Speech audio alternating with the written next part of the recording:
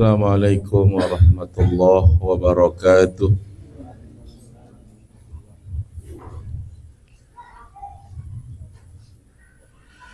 Taib, sebelum kajian kita terlebih dahulu tilawah suratul kahfi 1 sampai 15.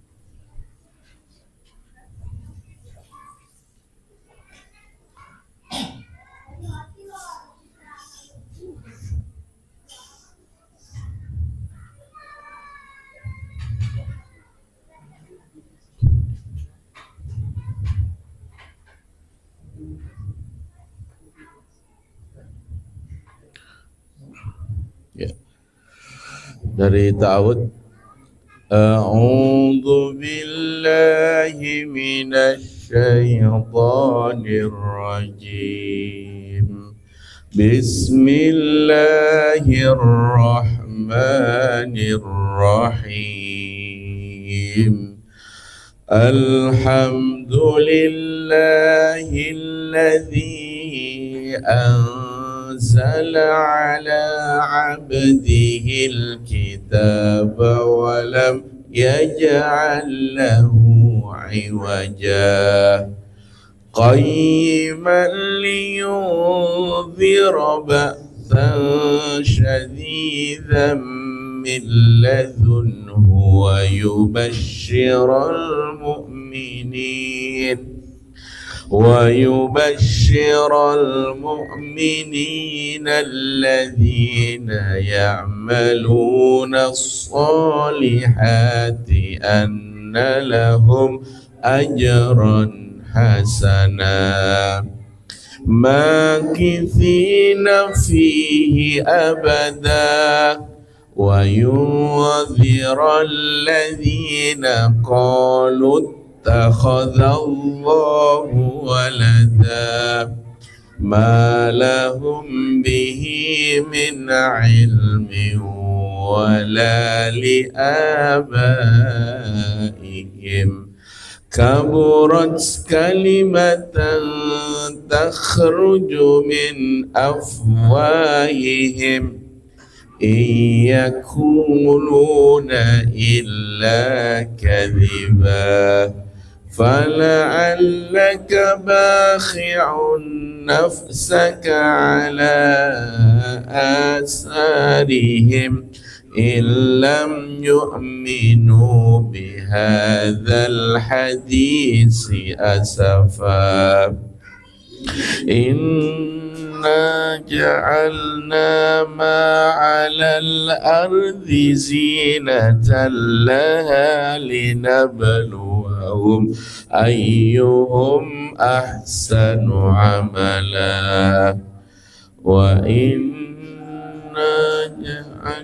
جاعلون ما عليها صعيدا جرزا أم حسبت أن أصحاب الكهف والرقيم كانوا من آياتنا عجبا إذ أوى الفتية إلى الكهف فقالوا ربنا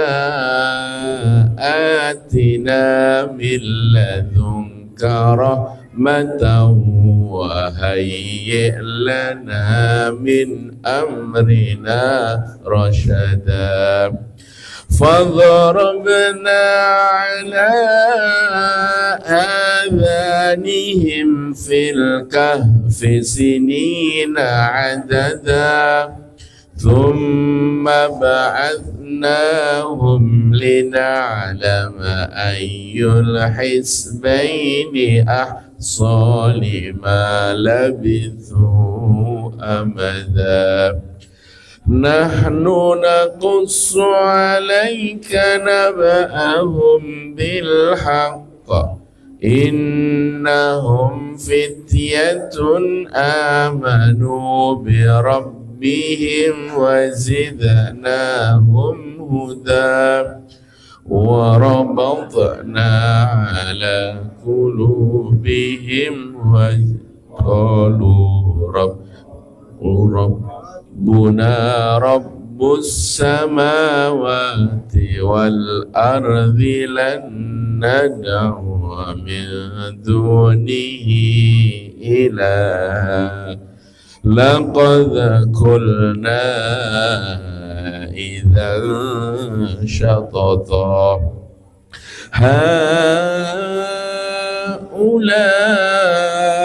qaumun ittakhadhu min dunihi alihah laula ya'tuna 'alaihim bisultanin bayyin faman azlamu mimman iftara 'ala Allahi kadhiba.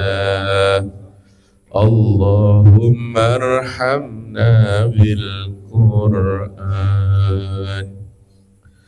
Semoga bacaan suratul Kahfi menjadikan kita dari perlindungan pada hari kiamat kelak dari fitnah Masih Dajjal. Dan kita rampungkan, semoga kita bisa merampungkan di rumah masing-masing insyaallah. Baik, kita lanjutkan kajian kita yaitu tentang adab. Yang pertama tentang untuk malam hari ini adalah tentang adab kepada jenazah, ya, kitabul jenazah, ya. Perlu diketahui bahwasannya Islam yang dirahmati Allah, ya, itu mencakup sekian banyak aturan, ya, terutama ketika kita menghadapi jenazah, apalagi jenazah di kalangan kaum muslimin, maka kita wajib untuk mempelajarinya. Dan bahwasannya setiap jiwa yang bernyawa pasti akan mengalami yang namanya kematian, ya, kullu nafsin dha'iqatul maut. Setiap yang berjiwa akan merasakan kematian.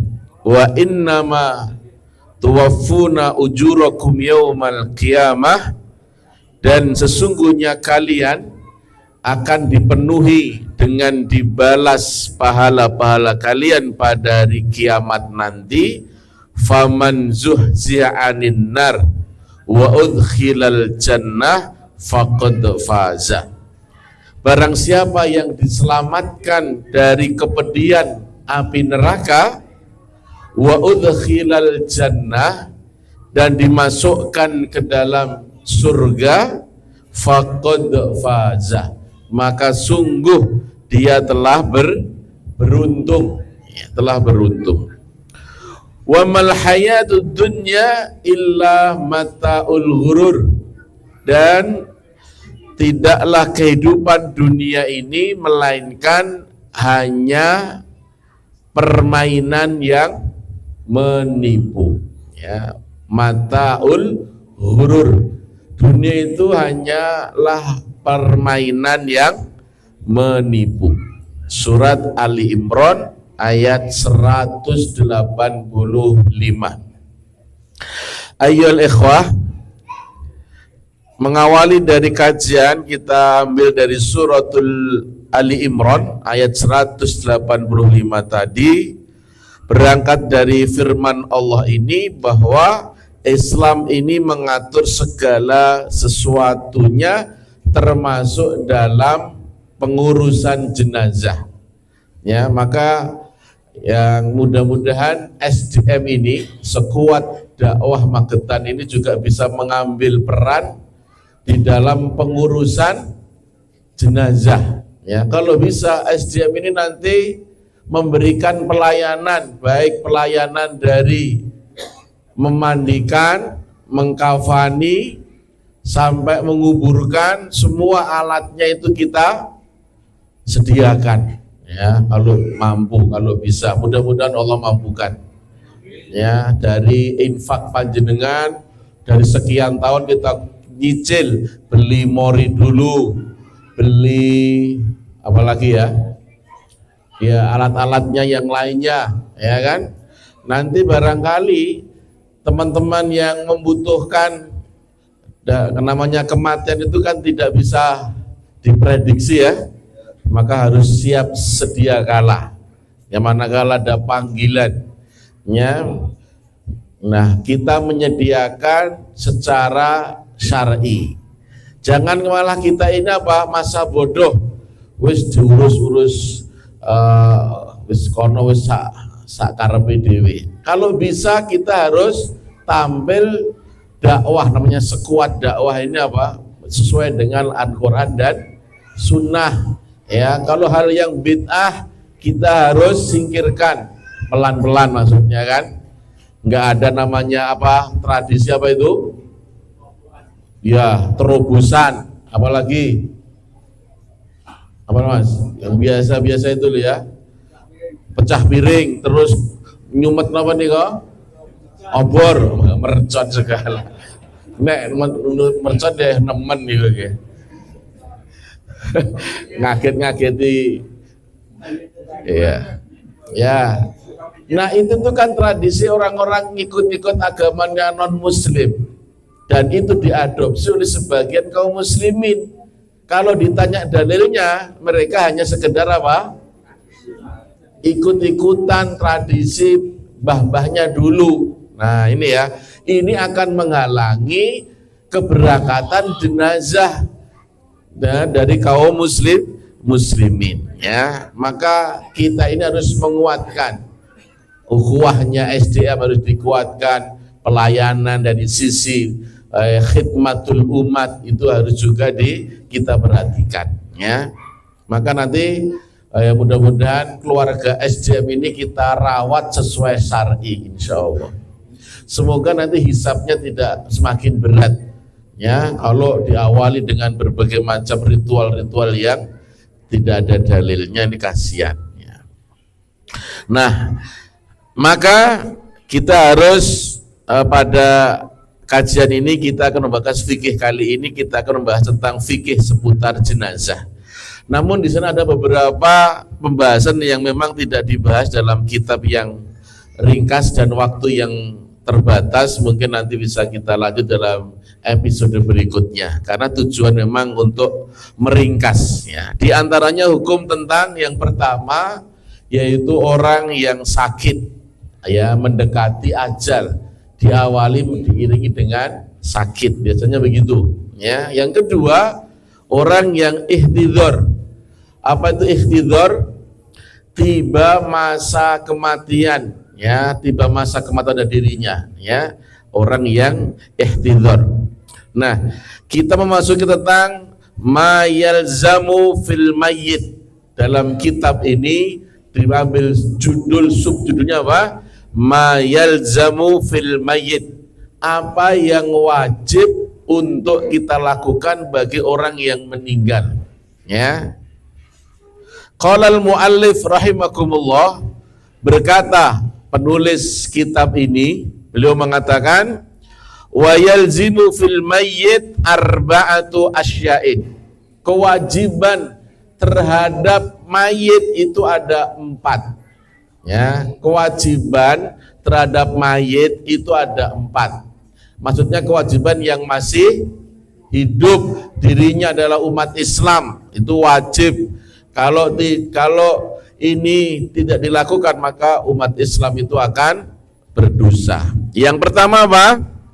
Ghusluhu, yaitu memandikan. Yang kedua mengkafani wa takfinihi. Yang ketiga wassalatun alaihi, mensolatkannya. Dan yang terakhir wadafnihi, yaitu menguburkannya. Ini 4 kewajiban terhadap orang Islam yang masih hidup ya. Ini jangan tanya pahalanya, Masya Allah, pahalanya itu ibaratnya seperti emas sebesar segunung Uhud, bayangkan ya. Maka kita ini jangan malas-malas ketika itu ada woro-woro pengumuman, ayo segera ada ya yang perlu kita bantu, segera kita berangkat, tidak usah nunggu-nunggu. Karena apa? Mengejar pahala yang dijanjikan oleh Allah yang begitu besar. Maka dalam imam madhab sepakat bahwasanya hukumnya fardu kifayah. Artinya apa? Wajib di sini adalah hukumnya fardu kifayah. Kalau dalam satu kampung itu membiarkannya, maka seluruh kampung itu berdosa. Nah, kalau sebagian yang sudah menyelesaikan, maka gugurlah kewajiban yang lainnya. Namanya itu fardu kifayah. Ya. Bahkan diriwayatkan bahwasanya dia adalah ijma. Ya, ijma itu adalah konsensus, kesepakatan daripada seluruh madhab, ya, sebagaimana perkataan Imam Nawawi rahimakumullah, as-salatu alal mayyit farada kafaihi bila khilafun indina wa huwa ijma'u intahai. Bahwasanya sholat jenazah adalah fardu kifayah dan tidak khilaf di antara kita, dan kata beliau dalam ijma'. Nah, ada beberapa hadis yang terkait dengan kewajiban di atas. Di antaranya apa? Yang pertama terkait dengan memandikan jenazah dan mengkafaninya. Berdasarkan sebuah hadis, tatkala Nabi Muhammad SAW ditanya tentang seseorang jamaah yang sedang ihram, kemudian meninggal dunia, maka kata beliau apa? Ya, ihsilu bima'in wa sidrin wa kafinuhu fi tawain, tawabain, ya, fi saubain. Mandikanlah, ihsilu, mandikanlah dia, bima'in wa sidrin, dengan air dan sider atau sider. Apa itu? Air kemudian daun sider atau daun apa?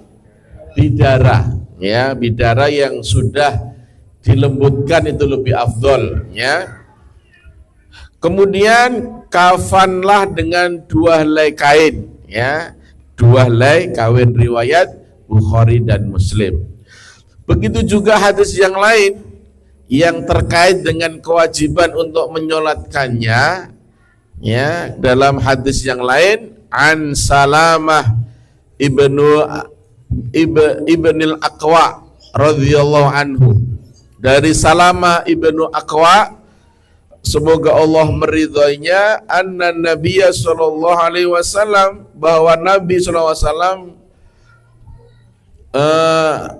didatangkan atiya bijanazah, didatangkan jenazah, liyusolli alaiha, didatangkan jenazah kepadanya untuk disolati, ya. Faqala, lantas beliau bertanya, hal alaihi min dain, apakah dia itu masih punya tanggungan hutang, ya. Nah, ditanya oleh Rasulullah, ya. Faqalu, maka mereka pun menjawab, la, ya, la fasolli alaihi. Mereka menjawab, tidak ya Rasulullah. Maka apa? Rasulullah pun menyolatkannya, fasolli alaihi, maka Rasulullah pun menyolatkannya. Permasalahan dain itu memang begitu urgen, ya, begitu penting, masalah hutang, ya.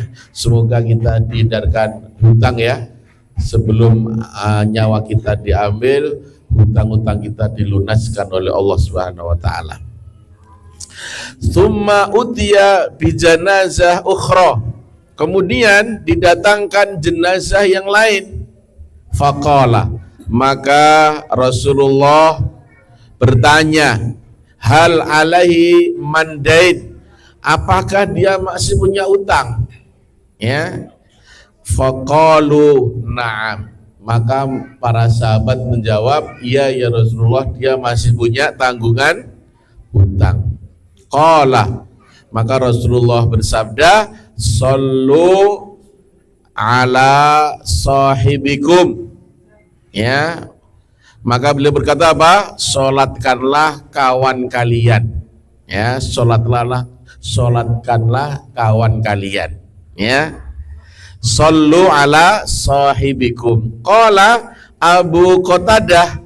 Kemudian Abu Qatadah berkata, ya, Abu Qatadah berkata, salah satu sahabat, alayya dainuhu ya Rasulullah. Ya, kemudian Abu Qatadah menjawab, ya Rasulullah, hutang jenazah ini saya yang nanggung. Ya, saya yang nanggung ya Rasulullah. Maka Rasulullah apa? Fasolla alaihi. Maka Rasulullah pun menyolatkannya. Ya, Rasulullah menyolatkannya. Jadi perintah Rasulullah untuk menyolatkan jenazah menunjukkan hukumnya wajib, dan kewajiban sholat jenazah adalah wajib kifayah atau fardu kifayah. Kemudian dalil kewajiban menguburkan jenazah. Apa dalilnya? An Abi Sa'id Al-Khudri radhiyallahu anhu, dari Abu Sa'id Al-Khudri, semoga Allah meridainya, anna Rasulullah sallallahu alaihi wasallam, bahwa Rasulullah SAW bersabda, ya, idhabu fa'adfinu sahibukum, maka pergilah kalian dan kuburkanlah sahabat kalian. Ini adalah perintah untuk menguburkan. Dan hukum-hukum secara terperinci tentang memandikan mayat, mengkafaninya, menyolatkan, menguburkan, maka itu ada pembahasan secara khusus. Kemudian kata mu'allif, ya, faqala al-mu'allif rahimahullah, berkatalah penulis kitab ini juga, apa katanya? Wa isnani la yaghsilani wa la yusalli alaihima. Ada dua orang mayat yang tidak dimandikan dan tidak disolati. Ya, wa isnani la yaghsilani wa la yusalli alaihima. Dua orang mayat yang tidak dimandikan dan juga tidak disolati. Dua orang itu siapa? Ya, asyahid fi ma'rokah.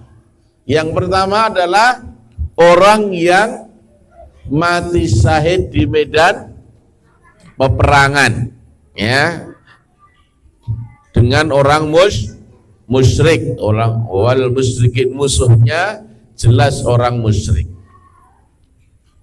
Wa syuqtal ladzi lam yastahilu shariha. Yang kedua adalah janin yang keguguran yang belum bersuara. Janin yang keguguran yang belum bersuara, maksudnya belum bisa berbicara, ya. Berkata Ibnu Qayyim, asyahid al-ma'rakah la yusalli alaihi. Ibnu Qayyim mengatakan dalam salah satu qaulnya, orang yang mati syahid di dalam ma'rakah maka tidak disolati. Ya, itulah keutamaan orang yang mati syahid. Ibnu Qayyim berkata bahwa Rasulullah SAW tidak pernah menyolatkan seorang pun syuhada Uhud. Kenapa? Kalau dalam peperangan ketika sekian banyak orang yang bahkan ribuan, itu kalau disolati semuanya satu-satu memakan waktu yang cukup banyak. Cukup namanya syahid itu menjadi saksi di hadapan Allah, darahnya, ya, perjuangannya di medan pertempuran. Dan tidak pernah diketahui bahwa beliau pernah menyolati seorang pun dari kalangan orang-orang yang mati syahid di dalam peperangan bersama beliau. Ya, begitu juga Khulafaur Rasyidin dan orang-orang yang menggantikan setelahnya. Ya, ini dalam kitab Ibnu Qayyim dalam kitabnya apa? Zadul Ma'ad. Ayol ikhwah, kemudian di antara hikmah mengapa para syuhada, ya, para orang-orang yang mati syahid di ma'rakah itu tidak dimandikan, ya, adalah mereka tatkala menghadap Allah, ya, dengan darah-darah yang dihasilkan dari jihad fi sabilillah, ya. Darahnya itu jadi saksi di hadapan Allah Subhanahu wa taala. Ya, darah jihad fisabilillah adalah darah kemuliaan. Tuh Masya Allah, ya. La izzata illa bil jihad. Tidak ada kemuliaan dalam Islam kecuali dengan jalan jihad, ya, jalan jihad. Nah, adapun yang topik yang kedua, ya, yang kedua tadi apa? Ya, wasyuqtul ladzi lam yastahilu shariha, yaitu janin, ya. Janin adalah apabila janin tersebut belum mencapai 4 bulan.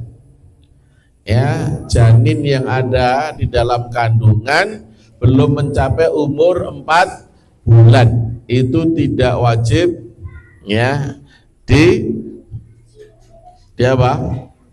dimandikan, ya. Di sana ada khilaf para ulama tentang janin yang keluar dan tidak bersuara, itu ada khilaf juga, ya. Sebagian memberikan kadar 4 bulan, jika kurang dari 4 bulan maka tidak wajib disolati, ya. Jika lebih dari 4 bulan maka sudah menjadi manusia dan manusia harus disolati. Kalau lebih dari 4 bulan biasanya sudah mulai ada namanya apa? Pembentukan mata, hidung, kemudian kaki, ya. Nah, ini. Nah, sebagian yang lain berpendapat, ada khilaf dalam fikih itu, ya, dengan tidak memberikan batasan bulan tertentu. Nggak ada batasan bulan. Apabila janin meninggal di dalam perut ibu, keluar dan tidak bersuara dalam keadaan meninggal, maka dia tidak wajib untuk disolati, ya. Disolati, ya. Jadi itulah poin yang kedua tentang janin. Ya, ini bisa difahami, ya. Jadi ya para ulama memberikan definisi, ada yang ada batasan bulan, ada yang tidak ada batasannya. Nah, kemudian qala al-muallif rahimakumullah, berkata muallif, wa yaghsilul mayyit wa tara wa yakuna fi awali ghuslah sidrun wa fi akhiri say'in min kafur. Nah, ini, ya, ini tentang cara memandikan. Muallif, penulis buku ini, mengatakan wa yaghsilul mayyit wa tara wa yakunu fi awali ghuslahu sidrin, bahwasanya jenazah itu dimandikan secara ganjil, ya, wa witra, wa yaghsilul mayyit witra, witra itu witir, maksudnya ganjil, ya, wa yakunu fi awal ghuslahu sidr, pada awal pemandiannya dicampur dengan daun sidr, ya, wa fi akhirihi syai'in min kafur, dan pada akhir pemandiannya dicampur dengan sedikit dari air kafur. Kafur maksudnya kafur barus, yaitu terakhir, ya, terakhir. Jadi itu sunnahnya ganjil. Air pertama adalah sebetulnya air yang biasa, kemudian daun sidr, yang terakhir adalah kafur, yang di air yang dicampur dengan kafur barus, ya. Adapun terkait dengan masalah hukum memandikan mayit, sebagaimana yang sudah disebutkan di awal, ya. Jadi di sini tadi tidak ada campuran yang namanya kembang, tidak ada, ya. Daun sidr dan kafur barus itu saja. Tidak ada namanya airnya dicampur dengan kembang setaman atau kembang 7 rupa, tidak ada, ya. Kemudian berdasarkan hadis Ibnu Abbas, bainama rajulun waqifun bi Arafah, itu Ibnu Abbas radhiyallahu taala anhuma menceritakan bahwasanya ada seorang laki-laki yang dia wukuf di Arafah, kemudian terjatuh dari tunggangannya, kemudian meninggal dunia. Maka Nabi SAW berkata, "Ighsilu bima'in wasidrin," mandikanlah dia dengan air yang dicampur dengan daun sidr, daun bidara. Bidara dengan daun kelor itu beda atau sama? Hampir sama ya, tapi bedanya. Maka lebih cari daun sidr. Ada nggak bertumbuh di Indonesia? Ada ya. Nah, maka nanti harus cepat-cepat di barangkali jenengan duluan yang meninggal, siapa tahu saya yang terakhir kan nggak tahu. Atau sebaliknya, saya yang carry jenengan duluan ya enggak masalah. Yang penting disediakan. Sudah pesen mori belum Pak Murgan? Oh ya.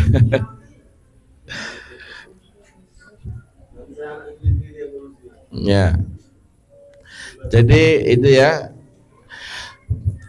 Nah, ada beberapa yang ingin kita singgung juga secara ringkas tentang masalah memandikan mayit. Di antaranya yang pertama, siapakah orang yang paling utama untuk memandikan jenazah? Ya. Nah, kalau jenazahnya laki-laki, nah, apabila jenazahnya itu laki-laki, maka orang yang paling afdol, yang paling utama adalah orang yang diwasiatkan untuk memandikan.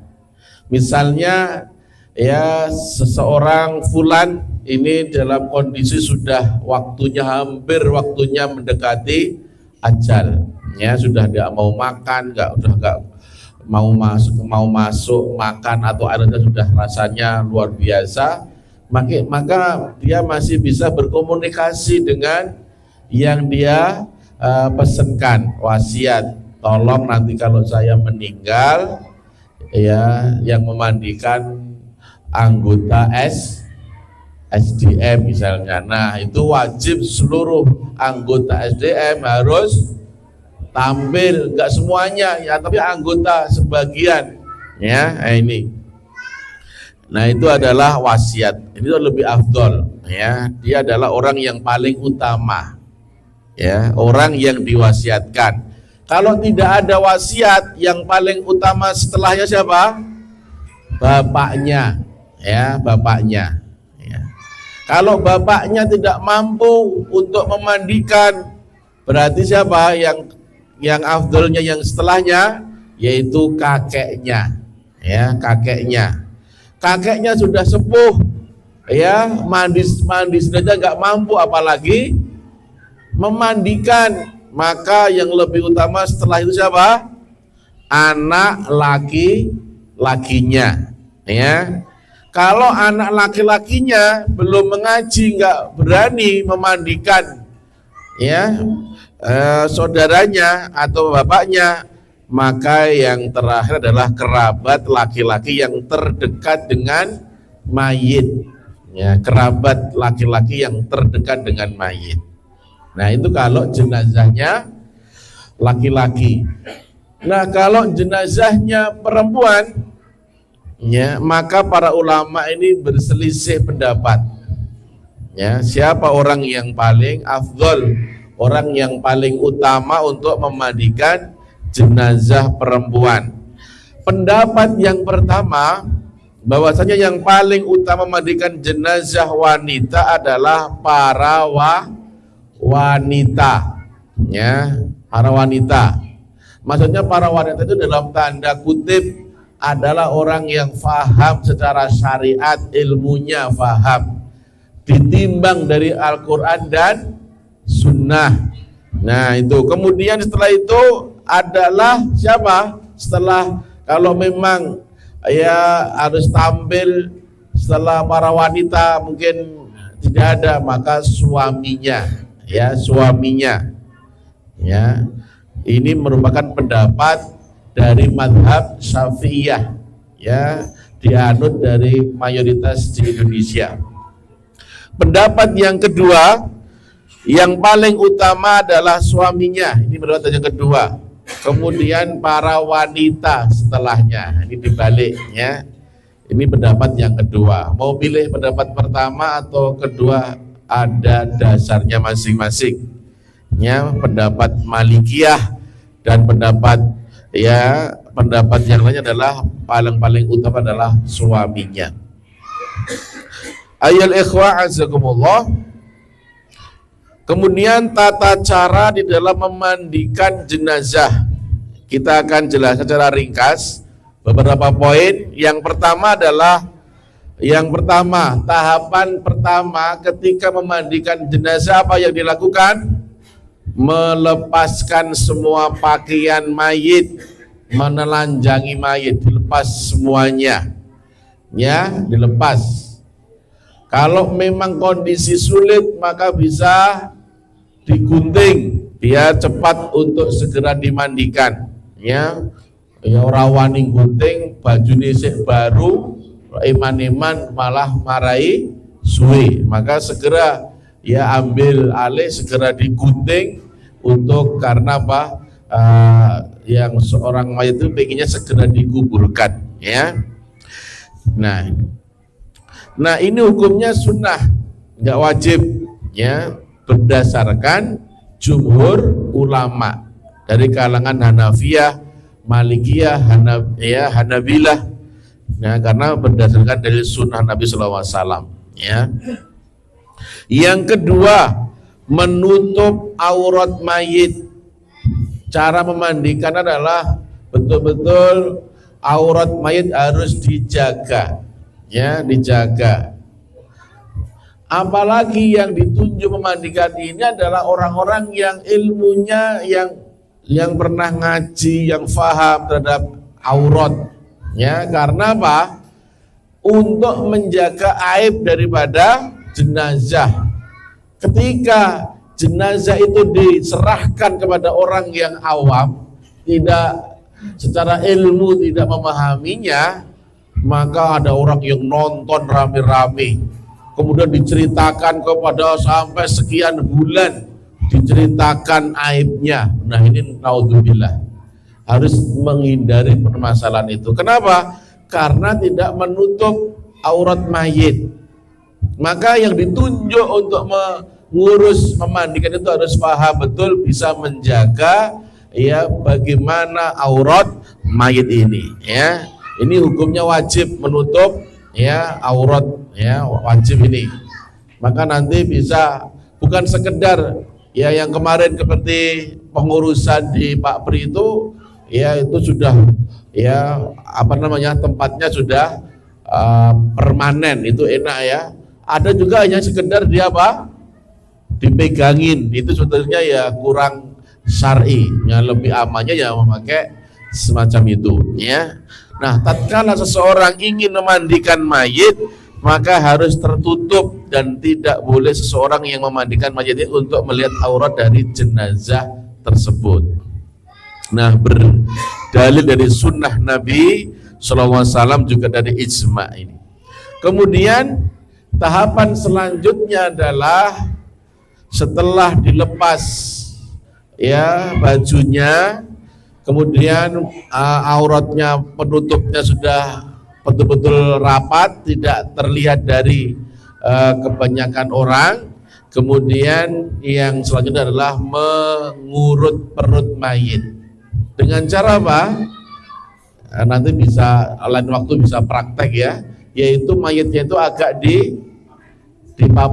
diposisikan agak setengah duduk. Ya, setengah duduk, bukan duduk secara gini, setengah duduk, kemudian diurut pelan-pelan. Ya, perutnya diurut pelan-pelan biar kotoran yang ada di perut itu bisa keluar, ya, bisa keluar. Ini tatkala mulai untuk memandikannya, maka yang pertama adalah mengurut perut mayit secara lembut, tidak boleh kasar, ya. Loh, Pak Ustadz, itu kan sudah mati, kasar lembut ya tidak masalah. Wah, jangan begitu. Kita memposisikan mayat itu persis seperti orang yang hidup juga harus lembut, ya, nggak boleh kasar. Ya, kalau dia bisa secara ngomong bisa, dia akan terasa sakit karena sudah nggak bisa, ya, maka lembut, ya, secara lembut untuk mengurut perut mayit itu. Ya, kemudian tahapan selanjutnya adalah dibersihkan lubang tempat keluarnya kotoran agar kotoran-kotoran tersebut hilang, ya, hilang atau kita bersihkan. Nah, afdolnya adalah yang memandikan itu memakai tangan ke kaos tangan, ya, kaos tangan, ya, untuk menghindari hal yang menghindari najis dan lain sebagainya. Kemudian yang selanjutnya adalah ini adalah tahapan memandikan, ya. Ya. Niat di dalam memandikan mayit. Niat. Nah, apakah harus seorang memandikan mayit dengan niat secara khusus? Ya. Jadi ayyul ikhwah, seseorang tidak wajib berniat untuk memandikan mayit. Ya, ini pendapat jumhur, ya, di kalangan nggak ada khusus nawaitu, ya, usolli ghuslul mayyit bil ma'in sidrin dan selanjutnya itu tidak usah, ya, nggak ada ya dalil dari kalangan Hanafiyah, Malikiyah atau Syafi'iyah, karena tujuan dari mereka adalah membersihkan, maka tidak diperlukan niat secara khusus, ya. Yang penting, ya, spontan ikhlas lillahi ta'ala ingin meraih pahala, karena itu kewajiban fardu kifayah. Kemudian tahapan selanjutnya adalah membersihkan gigi dan lubang hidung mayit, ya, bisa dengan digosok giginya dengan pasta gigi, kemudian lubang hidung yang mungkin menempel kotoran bisa dibersihkan. Ini juga perkara yang disunahkan. Nanti kalau ada kok nggak dibersihkan giginya, lubangnya nggak dibersihkan, wah, engkel-engkelan. Padahal ini sunnah. Kalau dikerjakan mendapatkan pahala, kalaupun terlewat juga tidak mengapa, ya, karena ini benar-benar sunnah, ya, sunnah. Ini. Kemudian yang selanjutnya adalah wudhu bagi mayit, ya, wudhu. Mewudhukan mayit ini merupakan perkara yang juga disunahkan, ya, disunahkan. Mewudhukan mayit ini juga perkara disunahkan. Kalaupun tidak, ya tidak masalah. Kalau dilakukan mendapatkan pahala, dan dilakukan pada awal pemandian, setelah, ya, setelah mungkin baju-bajunya menghalangi, ya, tempat wudhu itu, baru diwudhukan setelah melepas pakaiannya. Tatkala awal si mayit diwudhukan terlebih dahulu sebelum kemudian dimandikan. Ini berdasar dari sunnah Nabi Shallallahu Alaihi Wasallam. Kemudian tahapan selanjutnya adalah memandikan mayit dengan air yang dicampur dengan daun sidr, ya. Setelah wudhu baru proses pemandian, maka disediakan air yang sudah dicampur dengan daun sidr, ya, daun bidara, ya, sudah disebutkan tadi, ya, juga disebutkan oleh penulis kitab ini. Nah, mencampur air dengan daun sidr ini adalah perkara juga disunahkan, ya, disunahkan.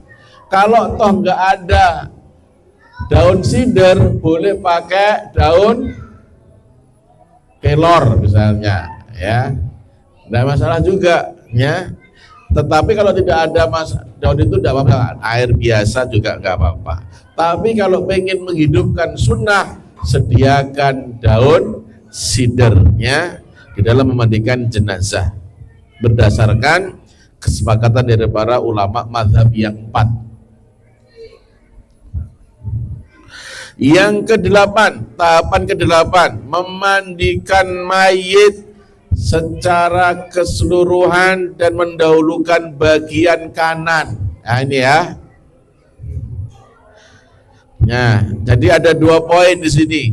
Saya ulangi, memandikan mayit secara keseluruhan, didahulukan dari sebelah kanan dulu, ya, diguyur dari ujung kepala sebelah kanan terus ya ke bawah-bawah sampai ujung kaki kanan, baru beralih ke, dan itu disunahkan juga ganjil.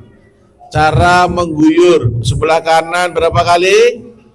3 kali. Kemudian sebelah kiri disunahkan selesai, jangan sebelah kanan baru pindah sebelah kiri 3 kali, bolak-balik 3 kali. Sunnahnya adalah sebelah kanan 3 kali selesaikan, baru pindah, baru sebelah kiri. Itu caranya begitu, ya. Jadi memulai dari bagian kanan ini perkara sunnah. Perkara yang disunahkan untuk memulai memandikan mayit, membersihkan jasadnya dari bagian kanan berdasarkan dalil-dalil dari Quran, dari sunnah Nabi Shallallahu Alaihi Wasallam. Kemudian tahapan yang ke-9, mencampurkan air dengan kapur dalam memandikan yang terakhir, ya. Jadi pakai sabun, ya. Sabun pertama air dulu, baru sabun, ya, digosok yang bersih, baru air bidara, terakhir baru dengan dicampur kapur barus. Ini merupakan perkara juga disunahkan, ya, sebagaimana disebutkan dalam hadis yang telah lalu, yang tadi yang sudah saya sampaikan, bahwasannya ya kesepakatan dari 4 mazhab di antara Imam Syafi'i rahimahullah bahwa ya inilah perkara untuk memandikan dengan cara mencampur daun sidr, kapur baru dan sebagainya. Kemudian yang tahapan ke-10, mengganjilkan di dalam memandikan mayit. Tadi yang sudah saya sampaikan, mengganjilkan di dalam memandikan mayit. Ini perkara mustahab. Mustahab itu apa artinya? Dianjurkan sekali, ya, berdasarkan kesepakatan para 4 mazhab, ya. Ini, ya, memandikan seperti apa? Hadis Ummu Atiyah Al-Ansariyah radhiyallahu anha sedang memandikan jenazah putrinya yang bernama siapa? Zainab, ya. Rasulullah berkata, ighsilhunna thalasan au khamsan au akthara min dzalika bima'in. Mandikanlah Zainab ini 3 kali atau 5 kali atau lebih dengan air yang dicampur dengan daun sidr atau daun bidara. Jadi menghadirkan dengan niat untuk ya mengganjilkan tadi adalah disunahkan, ya. Ighsilnuha witron wa fihi salasan au khamsan au sab'an wa fihi. Mandikanlah dengan bilangan ganjil 3, 5 atau 7 kali. Kemudian yang ke-11, memotong kuku mayit dan menggunting kumisnya, ya. Nah, di sini para ulama ada yang berselisih pendapat. Ada pendapat yang mengatakan bahwa ini makruh hukumnya. Ada yang berpendapat itu makruh hukumnya. Pendapat yang lain mengatakan bahwa hukumnya adalah mustahab, ya, mustahab. Jadi nanti ketika ada yang melakukan, ya, semuanya ada dalilnya, ya. Nggak usah kalau dipotong, ya, ya, karena memang ada pendapat. Ada pendapat mazhab yang lain mustahab, dianjurkan untuk dipotong kukunya, dipotong kumisnya. Ini juga ada dalilnya. Jadi tidak usah berdebat dalam masalah ini. Yang penting segera selesai, ya. Nah ini bagi mereka yang mengatakan makruh, ya, kebersihan tidak terkait dengan perkara-perkara ini. Bagi mereka yang mengatakan apa? Mustahab, dianjurkan, Ya, kebersihan berkaitan dengan perkara-perkara ini. Ya, jadi ini adalah khilafiyah, perbedaan pendapat dari kalangan para ulama. Ya. Kemudian yang ke-12, mencukur bulu kemaluan mayit. Mencukur bulu kemaluan mayit. Ini adalah perkara yang diharamkan. Ya. Perkara yang diharamkan, ya, menurut pendapat dari mazhab Hanabilah. Kenapa? Karena di sana ada sentuhan, ya, ada sentuhan aurat dan melihat aurat jenazah. Ini yang diharamkan, ya. Maka pendapat mazhab Hanabilah mengharamkan untuk mencukur bulu kemaluan. Yang ke-13, mengeringkan air di tubuh mayit, ya, mengeringkan air di tubuh mayit. Hukum mengeringkan air setelah dimandikan, ya, semisal dengan apa? Handuk misalnya, ini hukumnya adalah mustahab, disunnahkan, ya. Ini berdasarkan kesepakatan para imam 4 mazhab itu tadi, ya. Jadi boleh disediakan handuk ketika selesai memandikan jenazah. Yang ke-14 yaitu tayamum, ya.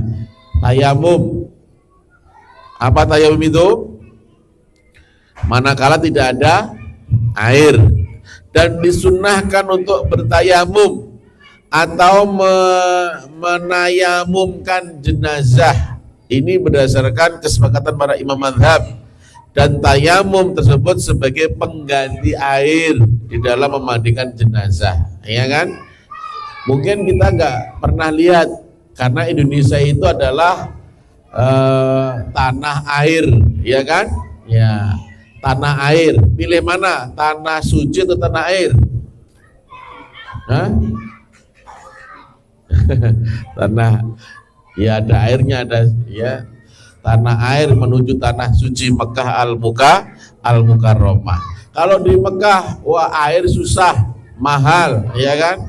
Mahal air di sana. Kadang pula yang orang-orang yang tinggal di gurun itu susah mendapatkan air, maka bisa dengan jalan itu mentayamumkan jenazah, ya, dengan debu yang menempel di tembok di mana yang ada debunya, ya.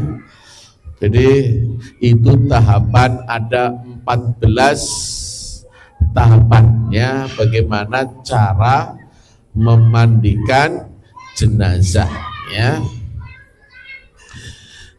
Insya Allah kita akan melanjutkan yaitu bagaimana mengkafani, ya, mengkafani jenazah. Wal qalal muallif rahimakumullah wa yakfinu fi thalathatin aswab baydun laisa fiha qamisun wala amamah wal mar'atu fi khamsatun aswabun baydun.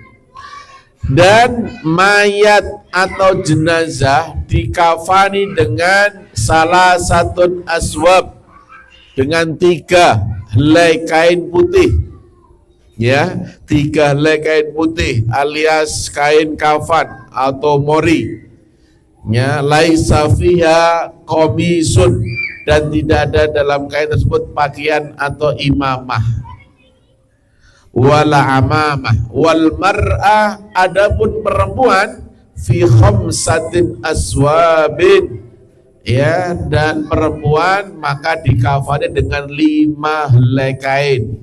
Kalau laki-laki 3 kain, ya, sesuai dengan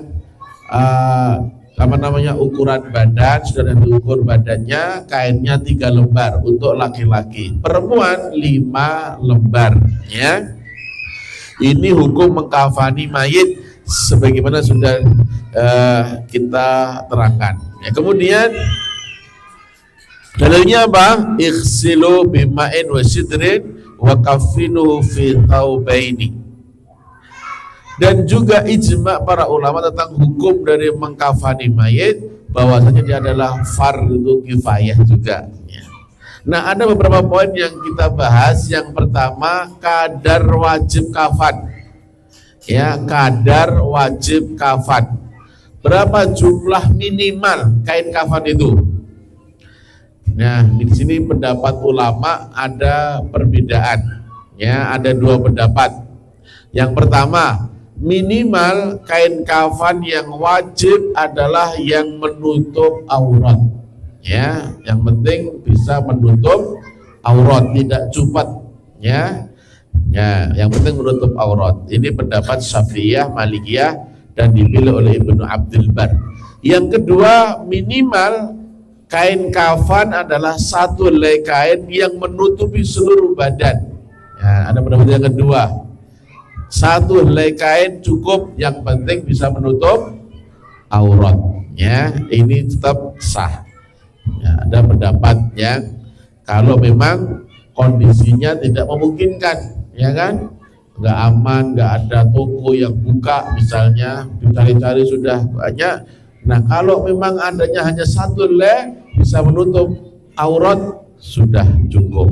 Ya, yang disunahkan dalam kafan, apa yang disunahkan dalam kafan? Ya, diantaranya tentang jumlahnya. Ini yang disunahkan tentang jumlahnya. Kalau laki-laki, jumlah untuk laki-laki adalah 3 helai kain. Ya, ganjil, karena memang yang Rasulullah itu suka ganjil, 3 helai kain. Ya, wa an Aisyata radhiyallahu anha qalat kufina Rasulullah sallallahu alaihi wasallam fi salasatin athwab. Jadi Aisyah mengatakan, istri Rasulullah, bahwa ya dikafani dengan 3 helai kain dari daerah Suhliyah, daerah Yaman, yang berwarna putih, yang terbuat dari katun dan tidak ada pakaian atau imamah di dalamnya. Nah, kalau wanita, jumlah untuk wanita disunahkan menggunakan berapa? 5, juga ganjil, ya, 5 helai. Ya, karena memang wanita itu banyak boros masalah pakaian. Ya, kalau di rumah-rumah banyak mana pakaian laki atau perempuan? Nah, perempuan, ya kan, arisan pakai seragam, senam aerobik pakai seragam, piknik pakai seragam, majelis taklim pakai. Nah, bapak-bapaknya itu seragamnya bersito itu ya. Nah, warna kafan, nah ini juga hal yang disunahkan. Warna kafan, kain kafan itu disunahkan berwarna apa? Abiyat, putih. Ya, berdasarkan kesepakatan para imam mazhab. Ya, berwarna putih itu disunahkan. Kalau tidak ada kain kafannya putih, ya mana boleh buat. Boleh saja, ya. Nah, ini. Kemudian sholat jenazah, ya. Sholat jenazah ini memiliki pahala yang begitu besar, ya. Maka kita berbondong-bondong ketika saudara kita kalau sempat menyolatkannya, karena pahalanya sangat besar. Dan sholat ini juga memiliki aturan-aturan, ya. Tatkala seseorang sholat jenazah, maka didahului dengan takbir dan diakhiri dengan salam, dan tidak diperbolehkan dalam sholat ini untuk berbicara, ya, berbicara. Nah, seperti sholat-sholat yang lainnya. Disyariatkan atau disunahkan untuk mengerjakan sholat jenazah ini bersama imam dan makmum dalam shaf tersendiri. Ya, ada beberapa poin yang kita bahas. Dengan niat, wajibkah seseorang berniat atau tidak perlu niat di dalam sholat jenazah? Nah, disebutkan para ulama bahwasanya tidak sah sholat jenazah seseorang jika tidak berniat. Dan ini sama hukumnya seperti ibadah sholat yang lainnya. Niatnya hanya di hati sudah cukup, nggak perlu lafadzkan ya. Ya, karena Allah maha mendengar insyaallah ya. Maka harus kita niat ya. Jenazah, kalau kita pengen tahu siapa jenazah ini ya, bapaknya siapa, saya ya sholat dengan jenazah yang bernama bapak siapa bin siapa gitu ya, itu lebih afdol ya. Innamal a'malu binniyat, segala sesuatu itu tergantung pada niatnya. Kemudian takbir, disebutkan bahwa tidak sah sholat jenazah apabila kurang dari 4 takbir. Allahu Akbar ya, alhamdulillahirabbil alamin, arrahmanirrahim, al-fatihah ya. Kemudian takbir lagi ya, sholawat, takbir lagi berdoa, takbir lagi, doa lagi ya. Itu isinya doa-doa terus karena memang ya mendoakan jenazah ya. Kemudian baru salam, assalamualaikum warahmatullah, assalamualaikum. Takbir niat, takbir yang ya beristi'adzah, a'udzubillahi minasyaitonirrajim min hamzihi wa nafthihi wa hamzihi, membaca al-fatihah, membaca surat pendek atau sebagian ayat. Takbir yang kedua membaca sholawat kepada Nabi, Allahumma sholli ala Muhammad wa ala ali Muhammad. Kita cari yang sholawat yang pendek ya. Kemudian takbir yang ketiga membaca doa untuk mayit yang afdol, yang wirid dari Nabi, dari doa Nabi SAW ya, apabila hafal ya. Salah satu doa apa? Allahumma ighfir lahu. Kalau mayitnya ini laki-laki, Allahumma ighfir lahu warhamhu wa'afihi wa'fu anhu wa akrim nuzulahu wa wasi' madkhalahu wa aghsilhu bil ma'i wa salji wal bardi wa naqi minal khotoyaya kama naqaital thawbal abyad minad danas. Allahumma abdilhu daran khairan min darihi wa ahlan khairan min ahlihi. Allahumma adkhil jannah wa a'idhu min adzabil qabri. Ya, itu ya doanya kalau memang hafal. Kalau enggak hafal cukup Allahumma ighfir lahu warhamhu wa'afihi wa'fu anhu. Itu cukup itu. Kalau jenazahnya perempuan gimana? Allahumma ighfir laha warhamha wa'afihi wa'fu anha. Ya, cukup. Nah, itu ya. Nah, bersihkan dia dari segala kesalahan sebagaimana engkau membersihkan baju yang putih dari kotoran ya. Gantikanlah rumah yang lebih baik dari rumah di dunia, keluarga atau istri di surga yang lebih baik daripada keluarganya di dunia. Nah itu ya, itu artinya doanya panjang. Nah takbir yang keempat setelah mendoakan mayit, kemudian takbir yang keempat ya, kemudian berhenti sebentar, kemudian salam 1 kali ke kanan dengan mengucapkan assalamualaikum. Maka dengan demikian dia telah melaksanakan sholat jenazah ya. Assalamualaikum, sunnahnya assalamualaikum. Nah 1 kali sudah cukup ya. Maka dengan demikian dia telah melaksanakan sholat jenazah ya. Demikian dari saya, karena waktu yang membatasi kita, insya Allah kita akan membahas lagi tentang ibadah sholat jenazah. Ini baru beberapa cuplikan saja. Semoga kita bisa membahasnya pekan depan insya Allah. Demikian dari saya, kurang lebih mohon dimaafkan. Subhanaka Allahumma bihamdika asyhadu an la ilaha illa anta astaghfiruka wa atubu ilaik. Assalamualaikum warahmatullahi wabarakatuh.